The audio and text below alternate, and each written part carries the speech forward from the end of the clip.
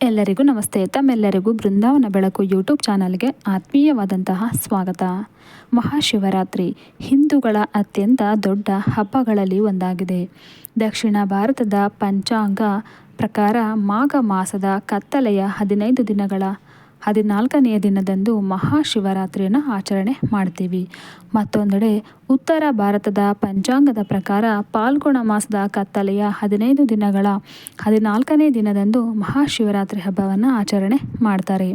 2026 Mahashivratri February 15 ಭಾನುವಾರದ ದಿನ ಆಚರಣೆಯನ್ನು ಮಾಡಲಾಗುತ್ತೆ. ಈ ಶಿವರಾತ್ರಿಯ ಬಗ್ಗೆ ಅನೇಕ ಕಥೆಗಳು ಪ್ರಸಿದ್ಧವಾಗಿವೆ. ವಿವರಣೆಯ ಪ್ರಕಾರ ಪಾರ್ವತಿ ದೇವಿಯು ಶಿವನನ್ನು ತನ್ನ ಜೀವನದಲ್ಲಿ ಪತಿಯಾಗಿ ಪಡೆಯಲು ಕಠಿಣ ತಪಸ್ಸು ಮಾಡ್ತಾಳೆ. ಪೌರಾಣಿಕ ಗ್ರಂಥಗಳು ಹೇಳುವಂತೆ ಅವರ ಕಠಿಣ ಪರಿಶ್ರಮದ ಫಲವಾಗಿ ಫಾಲ್ಗುಣ ಮಾಸದ ಕತ್ತಲೆಯ 15 ದಿನಗಳ 14ನೇ ದಿನದಂದು ಶಿವ ಮತ್ತು ಮಾತೆ ಪಾರ್ವತಿ ವಿವಾಹವಾದರು. ಮಹಾಶಿವರಾತ್ರಿಯನ್ನು ಬಹಳ ಮುಖ್ಯ ಮತ್ತು ಶುಭ ಅಂಥೇಳಿ ಪರಿಗಣನೆ ಮಾಡಲಾಗುತ್ತೆ. ಈ ಮಹಾಶಿವರಾತ್ರಿಯ ವ್ರತ ಅಂದರೆ ಈ ಒಂದು ಪೂಜಾ ವಿಧಾನ ಯಾವ ರೀತಿ ಮಾಡಿದರೆ ನಿಮಗೆ ಒಂದು ಶುಭ ಫಲ ಸಿಗುತ್ತೆ ಅನ್ನೋದನ್ನು ನಾನು ಈಗಾಗಲೇ ನಿಮಗೆ ಒಂದು ವಿಡಿಯೋದಲ್ಲಿ ತಿಳಿಸ್ಕೊಡ್ತೀನಿ. ಎಲ್ಲೂ ಕೂಡ ಸ್ಕಿಪ್ ಮಾಡದೆ ವಿಡಿಯೋವನ್ನು ಸಂಪೂರ್ಣವಾಗಿ ನೋಡಿ. ಒಂದು ಮಣ್ಣಿನ ಪಾತ್ರೆಯಲ್ಲಿ ನೀರು ಅಥವಾ ಹಾಲನ್ನು ತುಂಬಿಸಿ ಅದರಲ್ಲಿ ಕೆಲವು ಹೂವು, ಅಕ್ಕಿ ಮತ್ತು ಶಿವನ ಬಿಲ್ಪತ್ರೆಗಳನ್ನು ಹಾಕಿ ಅದನ್ನು ಶಿವಲಿಂಗದ ಮೇಲೆ ಅರ್ಪಿಸಿ.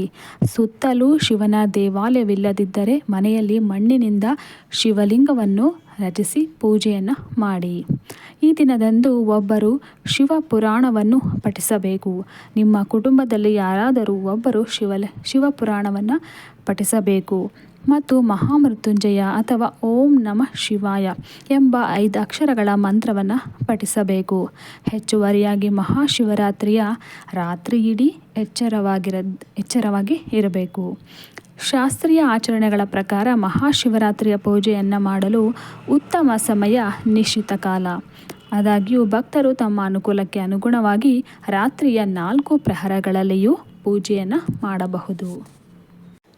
ಶಿವನ ಭಕ್ತರು 2026ರ ಮಹಾಶಿವರಾತ್ರಿಯ ಬಗ್ಗೆ ಅದರ ಆಚರಣೆಯ ಬಗ್ಗೆ ತುಂಬ ಉತ್ಸುಕರಾಗಿರ್ತಾರೆ. ಏಕೆಂದರೆ ಇದು ಅವರಿಗೆ ತಮ್ಮ ಪ್ರೀತಿಯ ದೇವರು ಮಹಾದೇವನನ್ನು ಪೂಜಿಸಲು ಮತ್ತು ಎಲ್ಲ ಆಶೀರ್ವಾದಗಳಿಗಾಗಿ ಅವನಿಗೆ ಧನ್ಯವಾದವನ್ನು ಹೇಳಲು ಅವಕಾಶ ನೀಡುತ್ತೆ. ಅನೇಕ ಜನರು ಈ ಪ್ರಮುಖ ಹಬ್ಬವನ್ನು ಆಚರಿಸಲು ಸರಿಯಾದ ದಿನಾಂಕ ಮತ್ತು ಸಮಯವನ್ನು ಈಗಾಗಲೇ ಹುಡುಕ್ತಾ ಇದ್ದಾರೆ. ಆದರೆ ಫೆಬ್ರವರಿ 15 2026ರ ಮಹಾಶಿವರಾತ್ರಿಯ ಆಚರಣೆಯ ದಿನವಾಗಿದೆ.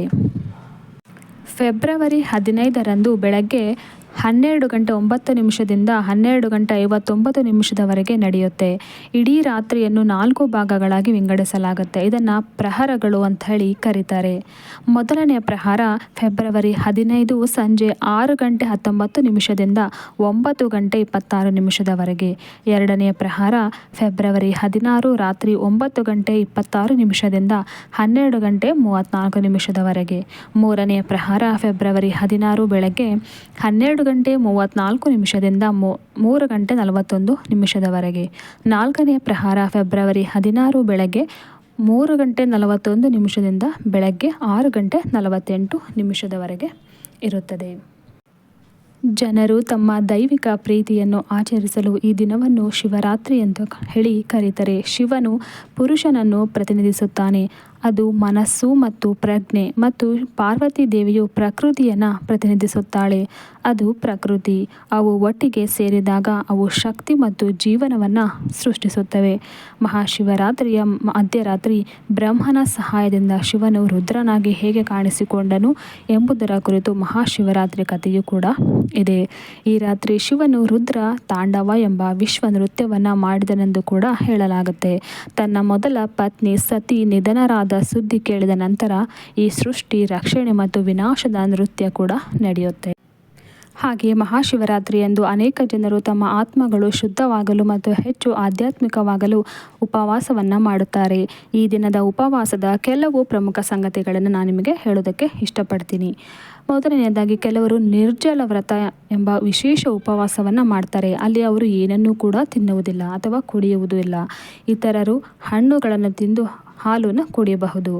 ಕೆಲವು ಆಹಾರಗಳನ್ನು ತಪ್ಪಿಸಬೇಕಾಗತ್ತೆ. ಯಾವುದು ಅಂತಂದರೆ ಮಾಂಸದ ಆಹಾರಗಳನ್ನು ಸೇವನೆ ಮಾಡಬಾರ್ದು. ಈರುಳ್ಳಿ, ಬೆಳ್ಳುಳ್ಳಿ, ಧಾನ್ಯಗಳು ಮತ್ತು ಮದ್ಯಪಾನವನ್ನು ಸೇವಿಸುವುದನ್ನು ತಪ್ಪಿಸಬೇಕು. ಉಪವಾಸ ಮುರಿಯುವುದು ಮರುದಿನ ಬೆಳಗ್ಗೆ.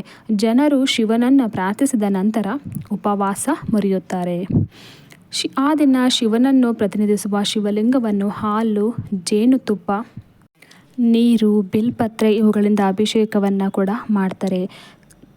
ನೀವು ಕೂಡ ಕೈಲಾದ ಮಟ್ಟಿಗೆ ನಿಮ್ಮ ಒಂದು ಶಿವರಾತ್ರಿಯ ಆಚರಣೆಯನ್ನು ಮಾಡಿ ಅಂತ ಹೇಳ್ತಾ, ಆದಷ್ಟು ಉಪವಾಸವನ್ನು ಕೈಗೊಳ್ಳಿ ಅಂತ ಹೇಳ್ತಾ ಈ ಒಂದು ವಿಡಿಯೋವನ್ನು ಎಂಡ್ ಮಾಡ್ತಾ ಇದ್ದೀನಿ. ಈ ಒಂದು ಮಾಹಿತಿ ನಿಮಗೆ ಇಷ್ಟ ಆಗಿದ್ದರೆ ನನ್ನ ವಿಡಿಯೋಗೆ ಲೈಕ್ ಮಾಡಿ, ಶೇರ್ ಮಾಡಿ. ಧನ್ಯವಾದಗಳು.